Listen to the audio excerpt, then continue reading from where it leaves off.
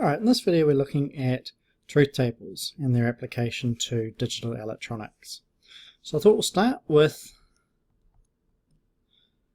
an electronic circuit. Okay, one that we're all familiar with. Switch, a light, and a DC power supply. Now if we have a look at switch S1 and the lamp, we straight away know from electronics that if the switch is closed, the lamp will turn on. Right? Nothing genius about that. But there's a way that we can describe this operation using what's known as a truth table. So we can describe every possibility of the input, switch, versus the corresponding output, the lamp. Now, following on from our previous lecture on number systems, we're going to use binary, right? So every combination of the switch can be on or off. It can't be half on or half off because it doesn't function that way. It can be on or off, so binary is a natural choice to use, being either 0 or 1. So this is the switch off, and this is the switch on. And then the corresponding outputs: if the switch is off, the lamp is off; if the switch is on, the lamp is on. Right? So this is what was known as a truth table. Alright, it's a table that tells you under which logical conditions the output will be high. That's normally how we're using it.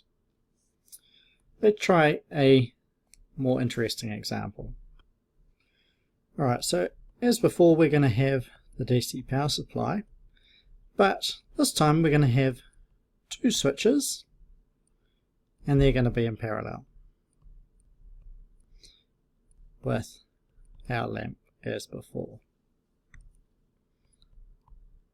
So we've got switch S1 and switch S2. Now once again, no amount of rocket science here for us as electronics engineers. Alright, except when we do our truth table, we now have an extra column. And then using binary, once again, we can write down all the possibilities of these switches being open and closed. Right, so it's easy for us to articulate given that there's only two switches. S1 open, S2 open, S1 closed, S2 open, S1 open, S2 closed, or both closed. Another way of saying that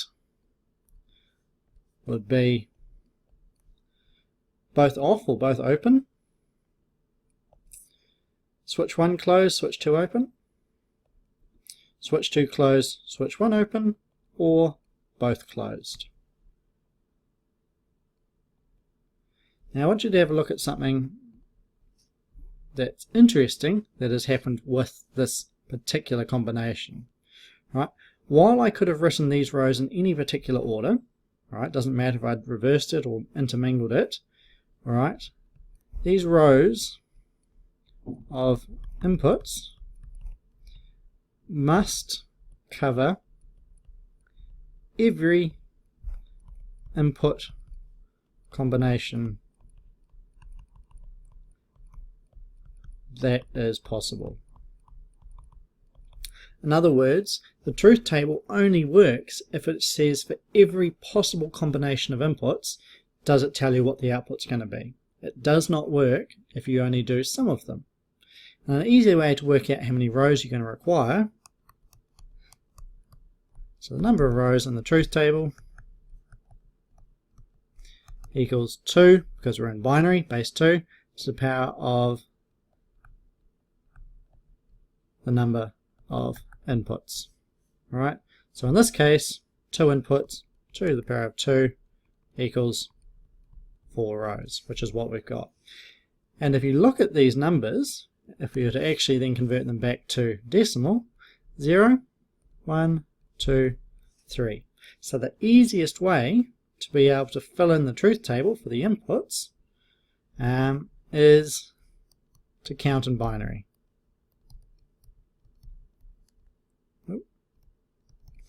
That will ensure that you meet every single possible input combination. And then filling this one in, obviously not too difficult. If either switch is on or they're both on, the lamp is on. If they're both off, the lamp is off. Right, so let's try another one.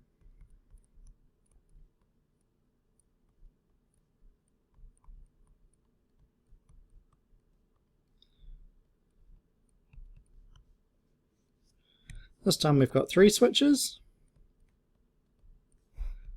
Our lamp, our DC supply, 2 to the power of 3 inputs equals 8 rows.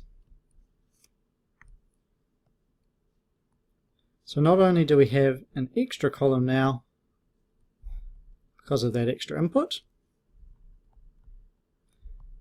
and note I normally have the highest numbered input on the left hand side, just like we have the most significant bit. Now at this point you may find it easy to count in binary, or we can use what we called in the class Martin's method, which is, if you just look at the pattern, 0 1 0 1 0 1 0 1 for 8 rows. Next one 0 0 1 1 0 0 1 1. The next one 0 0 0 0 1 1 1 1. So 1 0 1 1, 2 zeros 2 1s, 4 zeros 4 1s, 8 zeros 8 1s, 16 zeros 16 1s, and so forth. Alright, so that's a nice and easy method to be able to enter in these truth tables without actually having to think of it in binary. But as before, 0 1 2 3 4 5 6 7. We still effectively counted in binary. This one's an easy circuit, right? Only if all 3 switches are on, so this row here, does the lamp go on. For all other combinations, that is equal to 0. Right, so you can see how the truth table gives you a graphical description of under what conditions will the output go high or low. Okay, under what input conditions will the output change. Right, and quite often we're interested primarily in where does it go equal to 1. That's where we're most interested in. Now, truth tables don't only work for circuits with one output. Right, there's nothing stopping you having multiple outputs. So, another electrical analogy. We've got S1, S2, S3, L1 for lamp 1 and L2 for lamp 2. Right, and in this case, not only do we have rows for each of the inputs, S1, S2, S3, but we'll also have columns for each of the inputs. We'll also have now an extra column for the extra output. Right, so that part doesn't change. We just keep adding columns as required. In this case we've got 3 inputs, so 2 to the power of 3 equals 8 rows, just as we've seen before, and we'll use Martin's method. Just make sure that they line up as you fill in this information.